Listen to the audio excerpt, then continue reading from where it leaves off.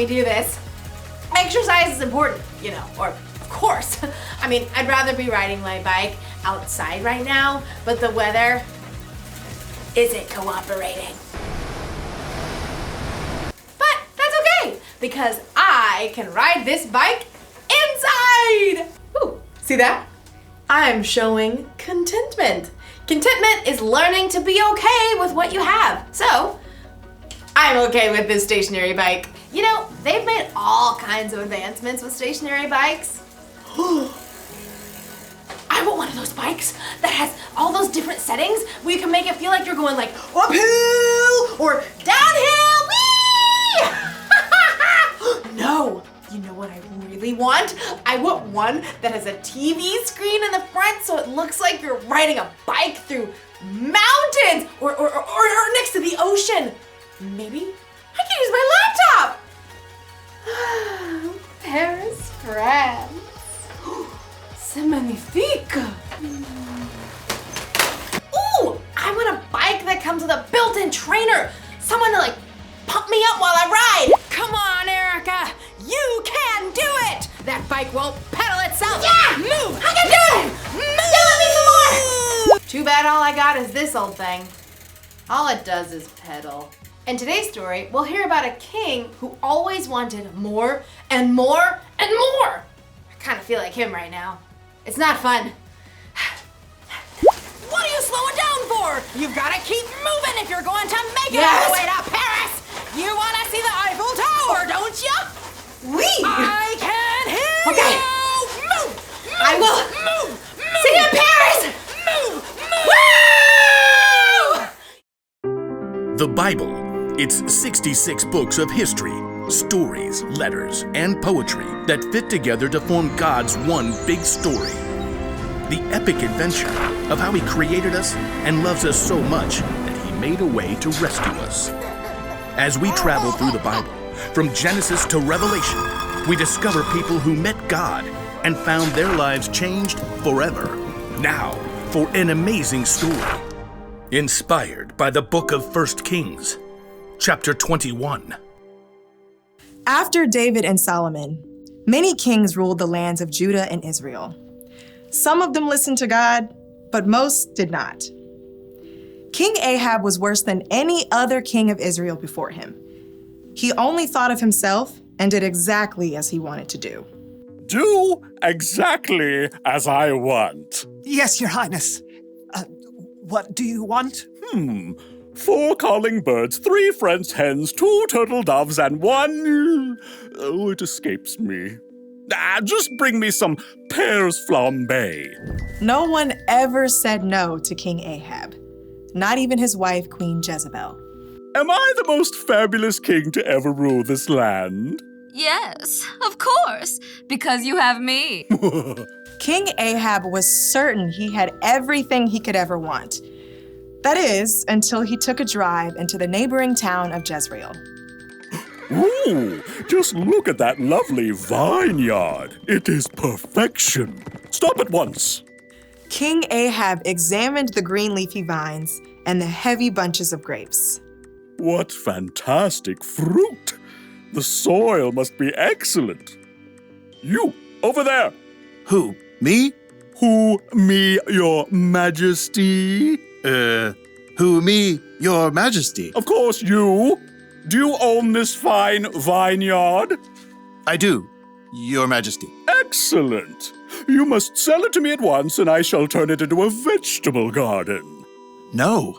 Excuse me? Your majesty? I'll pay good money. I'll trade you a better vineyard. I said no, your majesty. May the Lord keep me from giving you the land my family handed down to me. You... what? No. King Ahab was enraged. When he returned to the palace, he threw himself down on his bed and refused to eat anything, even date cakes dipped in honey. Why are you in such a bad mood? Why won't you eat anything?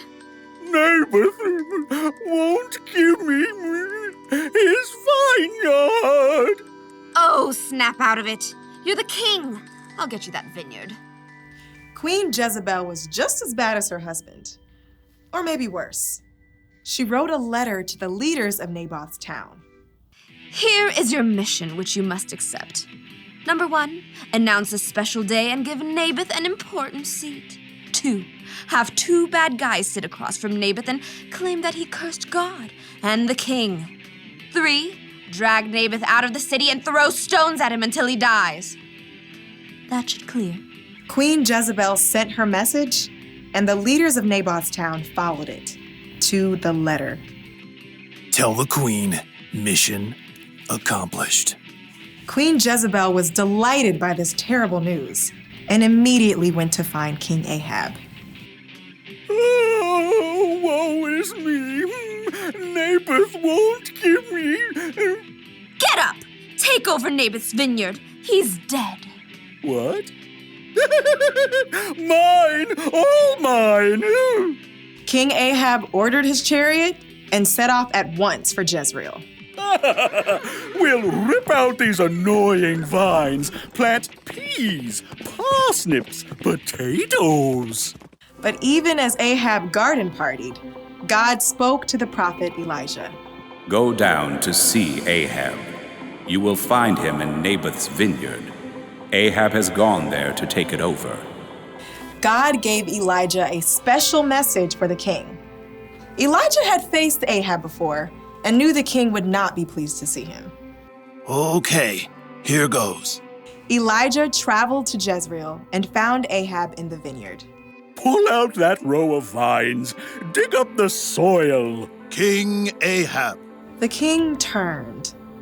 His eyes narrowed as he spied Elijah. My enemy, you found me. The Lord says, haven't you murdered a man? Haven't you taken his property? No, not me personally. And now he doesn't need it anymore. So You've done what is evil in the sight of the Lord. The Lord says, I am going to bring horrible trouble on you. You have caused Israel to sin. Oh. For once, Ahab listened to a message from God. He tore his clothes, a sign of great sorrow for what he had done. He put on the clothing people wore to show sadness. No food. Not even date cakes dipped in honey? Not even date cakes dipped in honey. King Ahab and Jezebel had made themselves miserable, taking more and more. And in the end, both of them paid for it.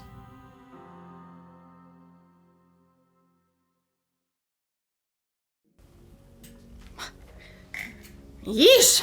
King Ahab really wanted Naboth's vineyard. It's okay to want things, but Ahab wanted it so badly that it made him miserable. He even refused to eat. Has it ever happened to you? Have you ever wanted something so badly that it was all you could think about? Maybe it made you like super sad when you couldn't get it. Or maybe you threw a tantrum. If that sounds like something you might do, you may need a little help with contentment. Wanting things is fine. It gives you something to work toward or to look forward to. But when you want more and more and more and more, it can make you feel like Ahab. Miserable. Jesus once said, watch out! Be on guard against wanting to have more and more things. Life is not made up of how much a person has. Jesus knew there is so much more to life than the stuff we have. There are memories to be made, adventures to be experienced. Ooh, there are relationships to be grown with God and with others. These are things that will last long after the stuff we wanted has broken or gone out of style. So it's okay to want things, but here's the one thing to remember. Wanting more and more can make you miserable. So maybe one day I'll get a stationary bike with a few bells and whistles, but in the meantime, I'll ride this one and imagine it's springtime in Paris. Move, move, move! My imagination is very vivid. Are we